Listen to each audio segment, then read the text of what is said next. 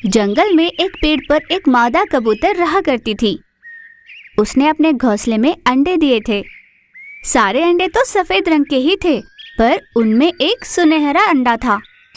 यह देख मादा कबूतर पहले तो हैरान हुई, पर फिर उसने सोचा कि सुनहरा अंडा भी तो उसी के पेट से निकला है, इसीलिए उसने बाकी अंडों के साथ उसका भी ध्यान रखना शुरू किया।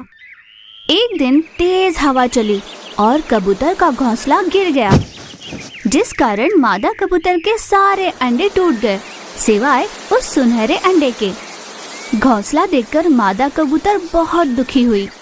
हे भगवान, मैंने कितनी मुश्किल से अपना घोंसला बनाया था, जिसमें मेरे अजन्मे बच्चे थे। सब कुछ खत्म हो गया। इस निर्दयी तूफानी हवा को क्या आज ही चलनी थी? आ भी गई तो क्या मेरे ही अंडों को नष्ट करने आई थी? ऐसे आक्रोश में रोए जा रही थी। तभी उसकी नजर पड़ी उस सुनहरे अंडे पर। जिस अंडे को देखकर मैं घबरा गई थी, वही अंडा बच गया। कम से कम इसे तो संभाल कर रखूंगी। फिर मादा कबूतर उस सुनहरे अंडे के पास गई और उसे प्यार से सहलाकर उसका खूब ध्यान रखने लगी। समय बीता। उस अंडे से एक चिन्नु मिन्नु सा सुनहरा कबूतर निकला। मादा कबूतर ने उसे खूब लाड प्यार से पाला और बड़ा किया। उस नन्हे कबूतर का उड़ने का समय आ गया था, पर मादा कबूतर उसे कहीं जाने नहीं दिया करती थी। उसके लिए खाने का इंतजाम वह खुद ही किया करती थी। एक दिन मादा कबूतर की सेहत बिगड़ गई। उसे बुखार हुआ। उड़ने की भी ताकत नहीं थी उसमें।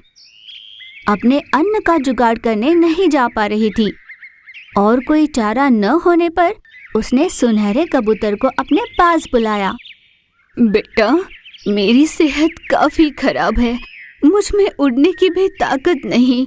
तुम्हारे लिए अन्न का इंतजाम नहीं कर सकती और तुम्हें भूखा भी नहीं रख सकती। अब तुम्हें खुद जाकर अपना अन्न लाना होगा, वरना तुम नहीं जी पाओगे। पर माँ, मैं आज तक कभी इस घोंसले से बाहर नहीं निकला। मुझे तो पता भी नहीं कि कैसे जाना है। मादा कबूतर कुछ न कह सकी। वह अपने बेटे को भूखा नहीं देख पा रही थी। जाने की स्थिति में न होते हुए भी मादा कबूतर के पास और कोई चारा नहीं था। वह बड़ी मुश्किल से बाहर गई और अपने बच्चे के लिए अन्न ले आई। अपनी माँ के क्षीण होती हालत में भी उसे बाहर जाना पड़ा। ये देख सुनहरे कबूतर को बहुत दुख हुआ। उसने रोते हुए अपनी माँ से कहा, माँ, मुझे माफ कर दो।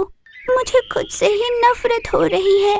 तुम्हारी इतनी सेहत खराब है, तुम उड़ने की हालत में भी नहीं, फिर भी मैं भूखा ना रहूं, इसलिए तुम पीड़ा में रहते हुए भी मेरे लिए खाना लाई।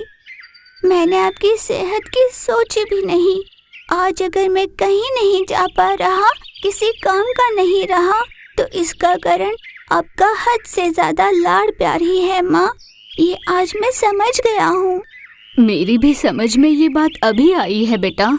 तुम ऐसे ही रहे तो भविष्य में तुम्हारा क्या होगा, ये सोच सोच कर मुझे डर सा लगने लगा है।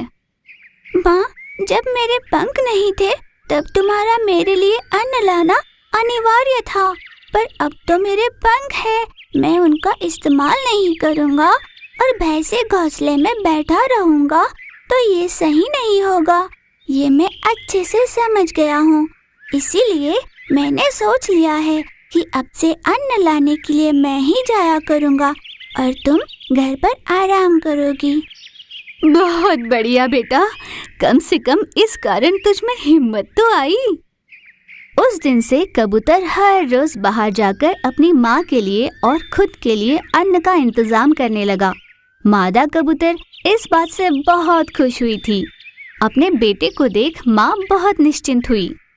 हर माँ बाप को अपने बच्चों से लाड़ प्यार करना चाहिए, पर इतना भी नहीं कि उससे बच्चे किसी काम के न रहे। आत्मनिर्भर होना जरूरी है। माँ बाप का प्यार बच्चों को आगे बढ़ने में सहायक होना चाहिए। यानी मेरे जैसे होने चाहिए, है ना माँ?